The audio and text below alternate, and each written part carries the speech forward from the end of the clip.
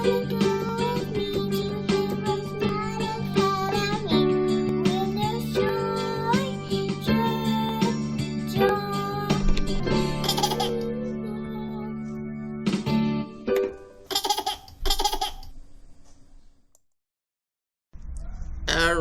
hello boys and girls, moms and dads. Welcome to HeroesMart Homeschool Academy. This is 5th grade English, week number 26, day number 5. And today is going to be about listening and verbal training, so we get a chance to train ourselves to be good speakers. And there is no end to that learning. You got to keep on learning, getting better. Now, we're going to start right now with the verbal training aspect of it, and we are going to try to master how to pronounce the letter N, which is going to be N versus NG, which is going to be Alright, so for example, the word over here is going to be wing, but when you want to do wing, you're going to do wing. Okay, did you see that? Wing. Alright, what about son and song? Now, if you type that into your dictionary, you are going to appreciate what we're talking about. So you do dictionary.com and you type in wing, for example, and then there's a pretty cool feature here called the audio button. Let's go ahead and click on it. Wing, wing, wing. Did you see that little sound of the g, wing? Wing. Over there?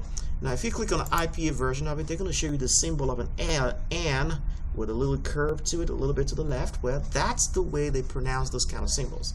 So if you're reading your paper dictionary and you see this symbol, then you know it is wing. Wing. Okay. All right. So the same thing is going to go with song. So you're welcome to go ahead and do that exercise by yourself.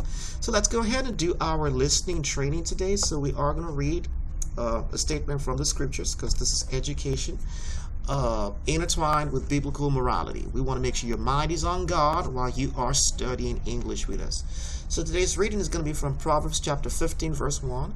You are going to watch the modulation of my pitches as I read through this particular verse of scripture, and then you are going to try to repeat along with me. And the whole idea is to make you a good listener, because when people have potentially heightened pitches, it means that they are in the middle of their sentences and they're not done with them. And then when they are at the end of their sentences, you're going to see that their pitch is going to drop a little bit. Well, you want to follow through with the same thing like that. So I'm going to read it, then I'll come back and read it again, and you are going to read along with me. All right, here we go. A gentle answer turns away wrath, but a harsh word stirs up anger. Proverbs chapter 15 and verse 1. All right, did you hear that? So when I got over here to the comma, I modulated my pitch a little bit up, and then when I got to the period part of it over here, I went down with my pitch. All right, so repeat along with me. A gentle answer turns away wrath, but a harsh word stirs up anger. Proverbs chapter 15 and verse 1. All right, let's do it again. A gentle answer turns away wrath, but a harsh word stirs up anger. Proverbs chapter 15, verse 1. All right, did you get something from that? All right, and make sure you learn from the scripture as well. Okay, so when there are contentious situations, well, that's not a time for you to be yelling and crying or making a lot of noise.